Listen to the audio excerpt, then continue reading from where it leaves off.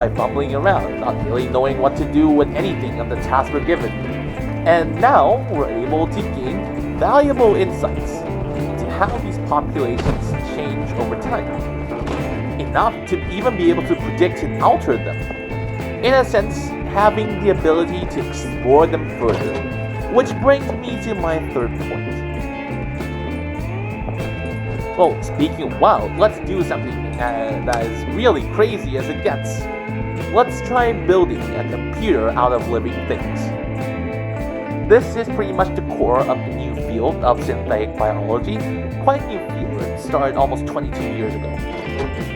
Back in its early days, though, back in 2000, they definitely started simple. The goal of one of the papers that originated synthetic biology was to construct the easiest form of digital memory on the bacteria E. coli. How it works is that, say, the E. coli begins glowing green. We're going to call this state 0. We can add a chemical that represents writing it into state 1, which turns it red. And note, even if we remove the signal, it will stay red. It only goes back to 0 and green if it receives a write 0 signal, which is another chemical.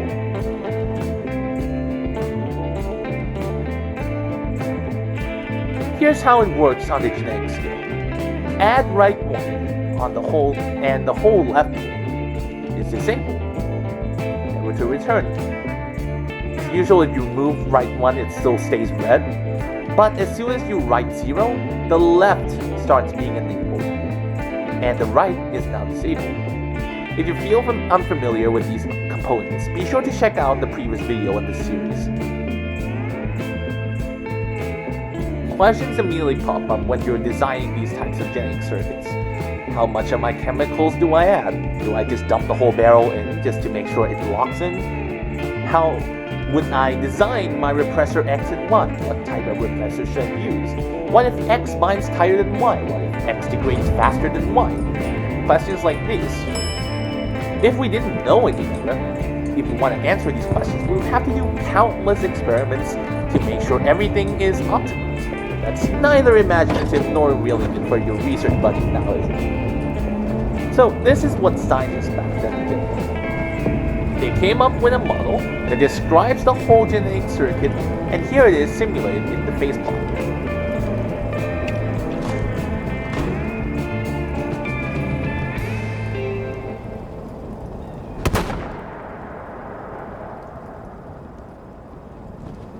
So let's analyze this model a bit. Don't worry, we're not going to derive the whole model. It's going to be the content for another episode down the line. But here we go. The content in red describes the properties of X and RFP. RFP is red fluorescent protein, which is the stuff that makes it glow red. For example, how tight it represses, how fast it degrades. Oh, hey, I had something and to likewise say. in green. Right. So, Let's take a look at one specific constant, B. B describes how much the protein degrades. Say you make some Y, and some of it goes to repress the right side. But well, some of it degrades away. This is what we mean by degradation. Point is, you're alive and stronger for it because of me. Did I even Bigger get a B thank you for that? means more degradation. And now you can ask questions like, what's the perfect A robot? Oh wait, I knew that. So using the same Anyway, simulations, say you can the test this sweetest out. things. Say you want to Plus, pick you got between that whole two one-person proteins. army. One has smaller B and one has a larger B. Which one would you pick? So the old bands of raiders each have their own like pet projects or whatever. You see now, by having you know, different Bs affects the If system. I'm never going to rebuild a raider army, I need to you figure thought out which this of whole these thing out, you crazy see tactics actually that work. We both the win. left I get answers has and you more get a green new toolbox to it, full of and scary the right things one you can has use a to mix of terrify red your and green enemies that and makes glance yellow. at your friends. So you kind of want to pick the left one if you want to go with the discrete 1 and 0 result.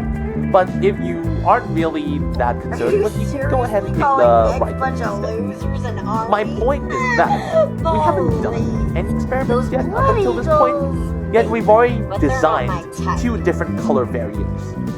And these simulations barely took any effort to set up. It just took a while to Can you run, say but doesn't best day take ever? weeks like experiments. Or at least this week, because that Let's take a look at a few more examples. This time, instead of changing Tell degradation, you what. let's change how sharply You can or consider cooperatively yourself it a binds to super the secret enemy. member of my Raider gang. So, shh. We'll start with my personal favorite, Karma. No, not that new age bullshit. We see at the end that this value is crucial. When you reset the system back to normal after purging it all of the chemicals, we see that the one with the bigger end, the one on the right, is that the one that actually sticks to the same spot. It holds in the memory that we change back.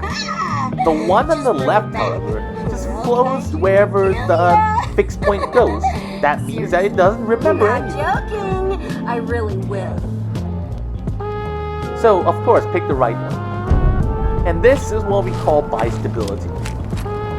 If we take a look at each of the fixed points, see on the right has 2 and the left only has 1. Each of the ones on the right corresponds to an almost definite 1 and 0.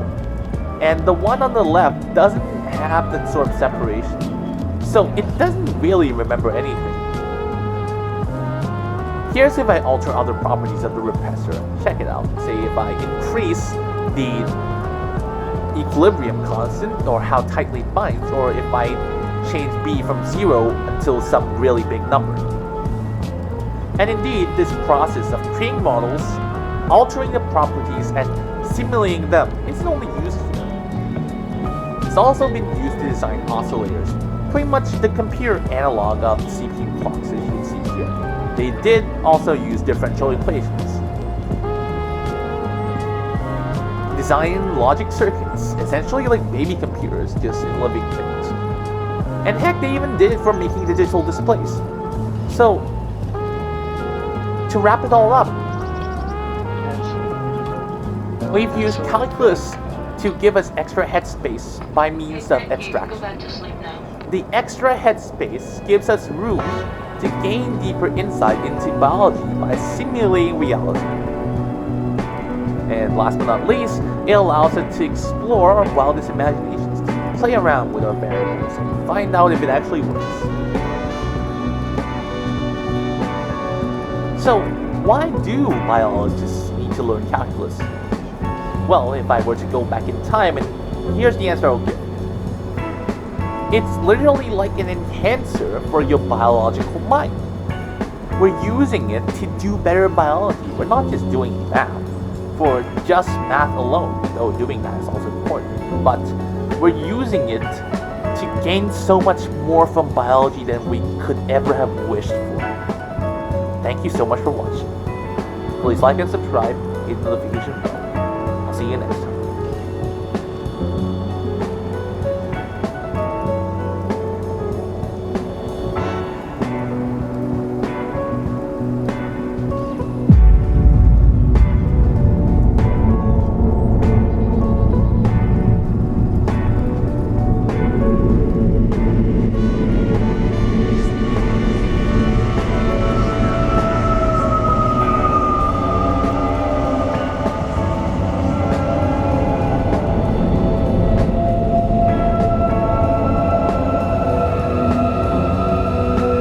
In all of time, on all the planets of all the galaxies in space,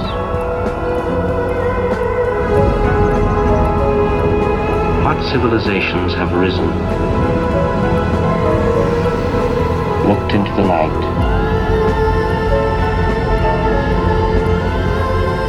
seen what we see,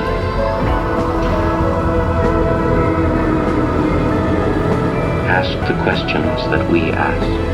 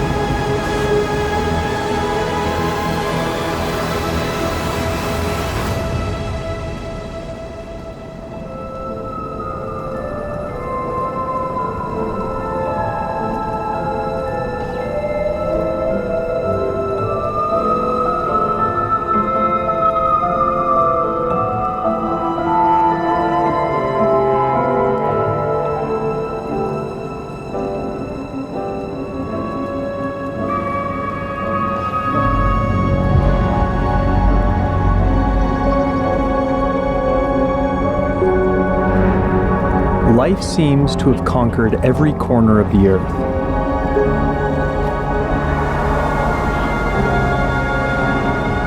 How did all this complexity emerge?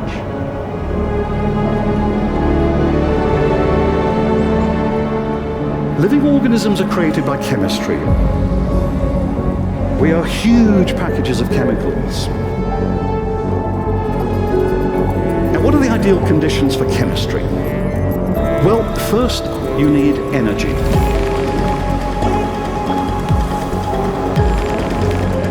But not too much. What you want is just the right amount, and planets, it turns out, are just right because they're close to stars, but not too close. You also need a great diversity of chemical elements. And you need liquids, such as water. Why? Well, in gases, atoms move past each other so fast that they can't hitch up. In solids, atoms stuck together. They can't move. In liquids, they can cruise and cuddle and link up to form molecules.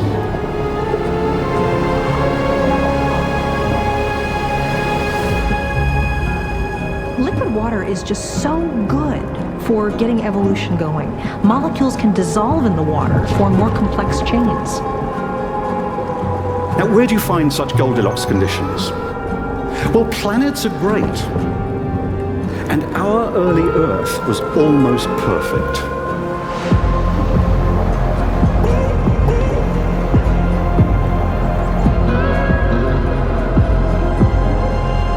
It was just the right distance from its star to contain huge oceans of liquid water.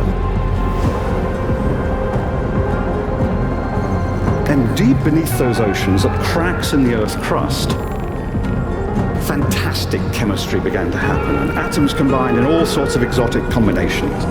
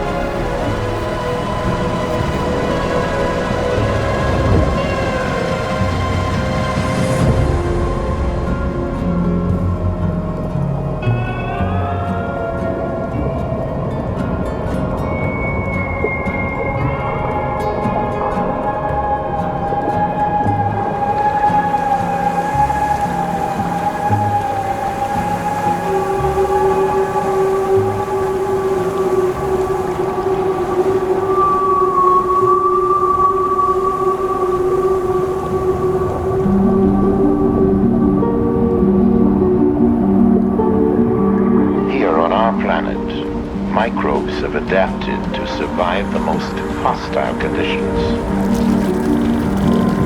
Arid deserts, the frozen Himalayas, in trenches under thousands of tons of pressure in the ocean deeps. New research suggests that life emerged over 4 billion years ago, when Earth was an alien and deadly planet. At the time, Earth was ravaged by intense volcanism and an asteroid storm that lasted 100 million years.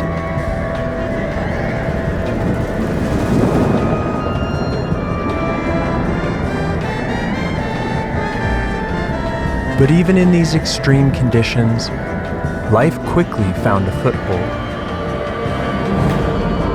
As soon as the Earth cooled off after its formation, we know that life began here. Because it happened quickly here on Earth, we think it's going to happen quickly on other planets as well.